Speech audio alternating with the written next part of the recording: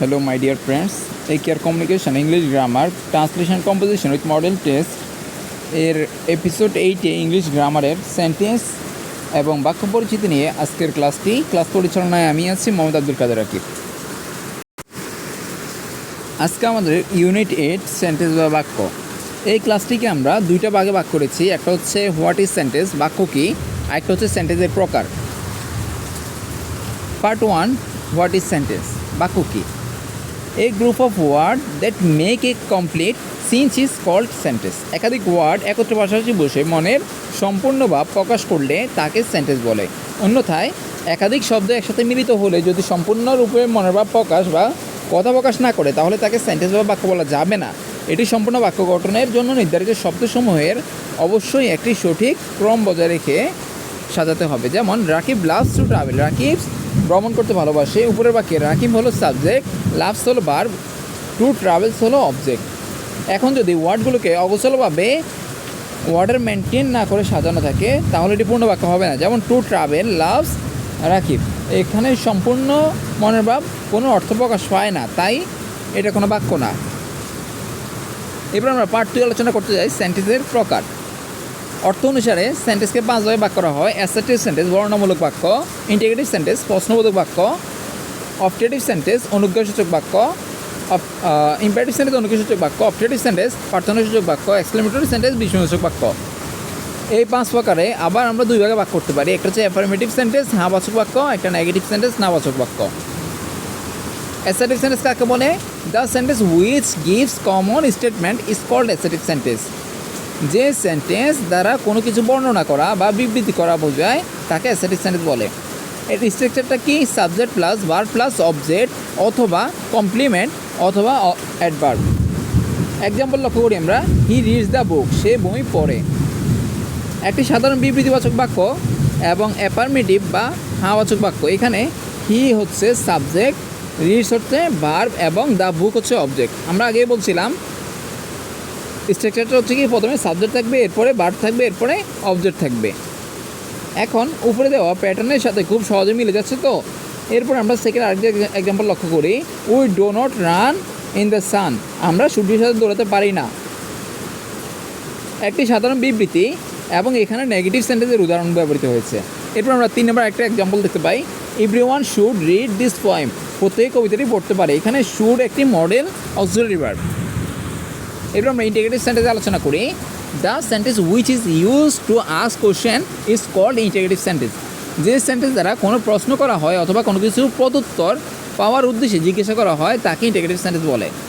Structure আমরা লক্ষ্য করি, ইন্টিগ্রেটিভ সেন্টেন্স 2 ভাবে গঠন হয়। একটা হচ্ছে অ্যাসার্টিভ অক্সিলারি ভার্ব, শুরুতে অক্সিলারি ভার্ব থাকবে, প্লাস সাবজেক্ট থাকবে, প্লাস ভার্ব থাকবে, প্লাস অবজেক্ট থাকবে, অথবা ডাব্লিউএস কোয়েশ্চন থাকবে শুরুতে, plus auxiliary verb plus subject plus object থাকবে। এবার আমরা বুঝি অক্সিলারি ভার্বটা কি। অক্সিলারি ভার্ব মানে হচ্ছে সাহায্যকারী ভার্ব।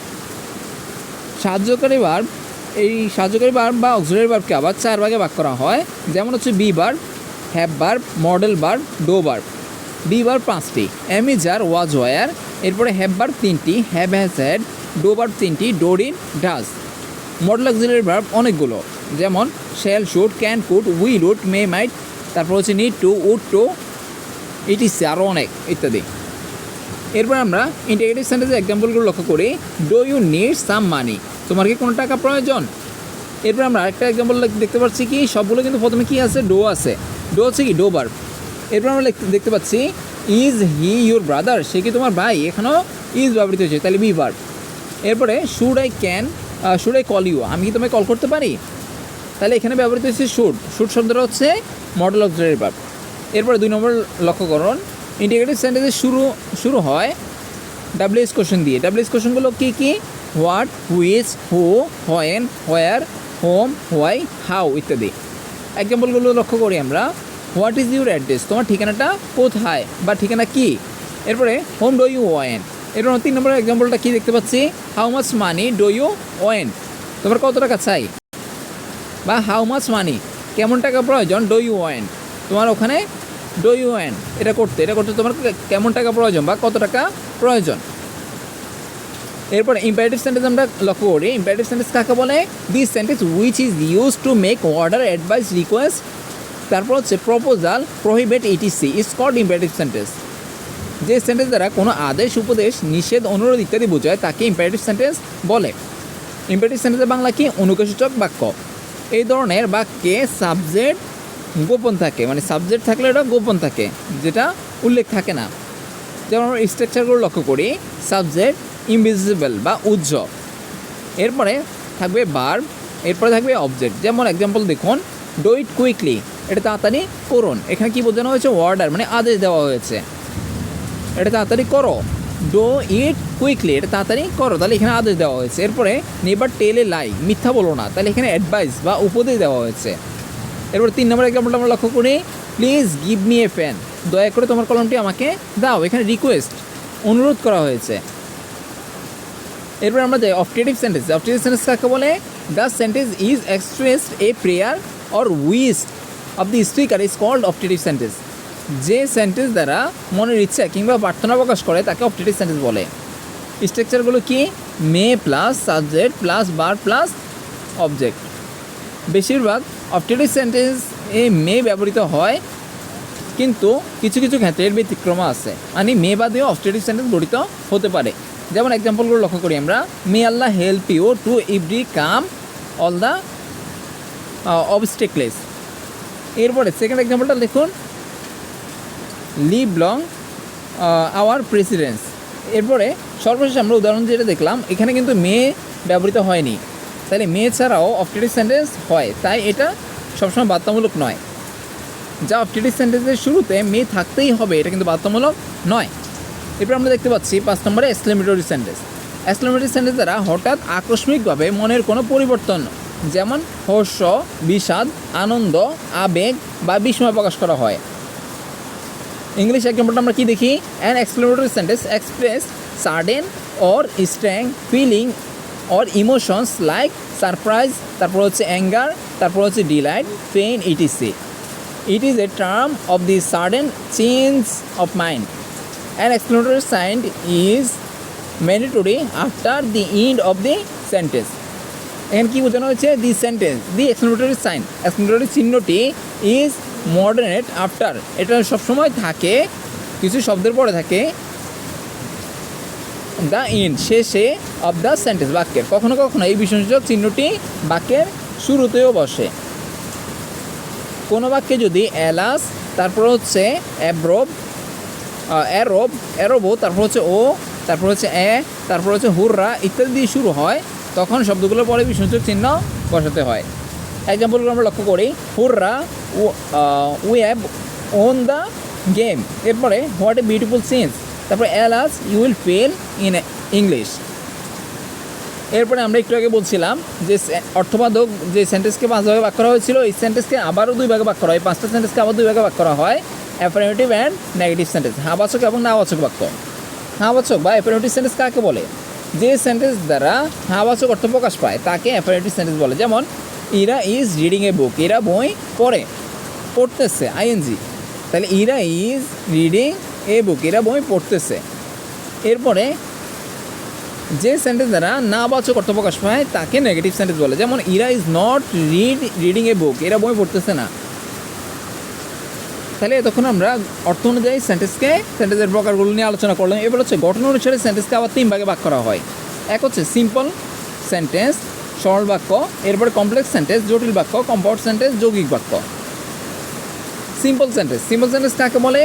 যে সকল বাক্য একটি মাত্র সাবজেক্ট বা অবজেক্ট এবং একটি মাত্র সমাপিক ক্রিয়া বা ফিনিট ভার্ব থাকে তাকে সিম্পল সেন্টেন্স বা সরল বাক্য বলে।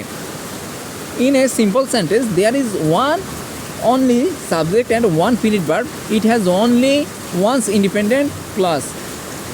স্ট্রাকচারগুলো কি? Subject plus finite verb plus complement থাকবে।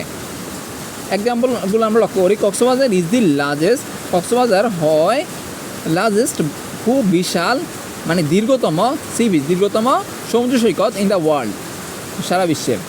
তারপরে শি রড এ অ্যাপ্লিকেশন, সে একটি দরখাস্ত লিখলো টু দ্য প্রিন্সিপাল, তার প্রধান শিক্ষকের কাছে। এরপর বাংলাদেশ ইজ ডেভেলপার কান্ট্রি, প্রত্যেকটি উদাহরণে একটি করে সাবজেক্ট এবং একটি করে সমাপিক ক্রিয়া বা ফিনিট ভার্ব আছে।